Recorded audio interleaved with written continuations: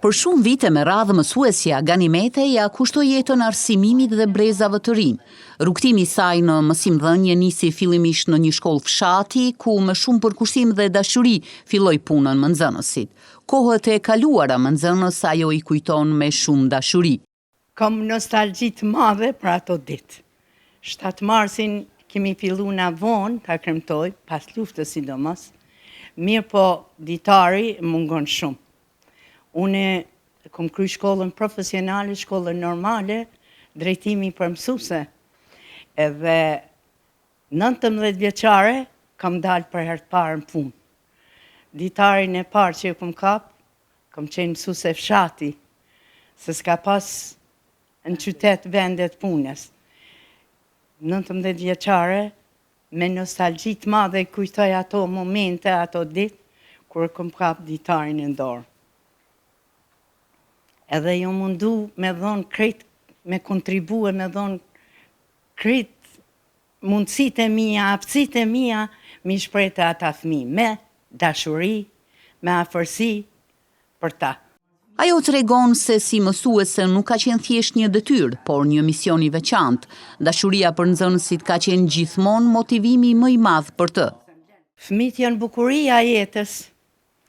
Vështirësi kemi pas se atëherë na është dashur me udhëtu, me autobus, me zonë orarin e punës, mandej me fëmijët fshatit, me punu pak natyrë më ndryshe me ata qytetit.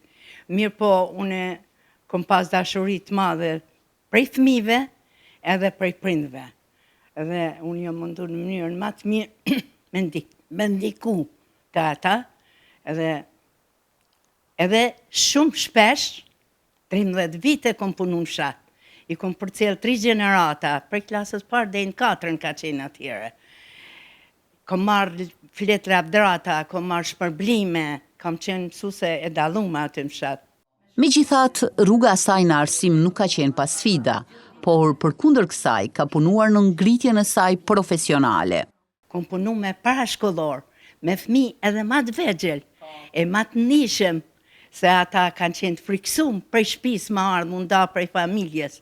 Kështu që unë jo mundu mu po edhe nanë, edhe mësuese, edhe edukatore, në çdo lami. Përpjekja për t'u dhënë nxënësve dijen dhe edukatën e duhur ka qenë gjithmonë prioritet i saj. Mes emocionesh kujton se cili ka qenë urimi më i bukur.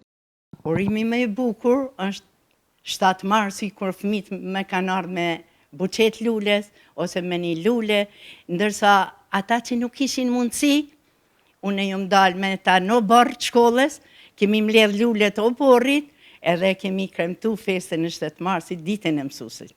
Sot, edhe pse është në pension, kujtimet nga shkolla mbeten shumë të gjalla për të. Ajo tregon se shpesh e merr malli për ditarin, për klasën dhe për zhurmën e nxënësve, që dikur mbushnin korridoret e shkollës me gjallëri. Andër shof, e androj veten si mësuese me ditar në dorë.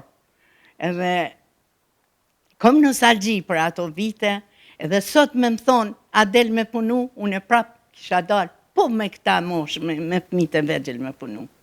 Për të, ajo zhurmë ishte shenja më e bukur e jetës së shkollës, edhe pse klasa kishte 50 nxënës, e shpesh herë edhe më shumë. Kom pas numër të madh fëmijëve, një edukatore me 50 fëmijë. Ja fillun edhe 60. Si është me punu me gjitha ata fëmijë? Po, e kom shty, unë vetë si tip jam pak ma e hapt, edhe me këngë, me valle, me recitime, me aktivitete sportive, me gjithë shka ju mundu në atë mjën teme, edhe pse s'kemi pas në shta kushe di qëfar mjete, kemi kryu mjeta, dhe dalim në barë të mbledhim lule, mbledhim gura leca, me shkopej, me kapaka të shisheve, kemi formu figura, kemi formu aktivitete, ma shumë aktivitete, përmes lojës. Mësuesja Ganimete thot se vitet e kaluara në arsim janë ndërkujtimet më të çmuara të jetës së saj. Brezat të nxënësve që ka mësuar ndër vite janë dëshmia më e mirë e punës dhe përkushtimit, ndërsa dashuria për profesionin e mësuesit mbetet ende po aq e fortë si në ditën e parë kur hyri në klasë.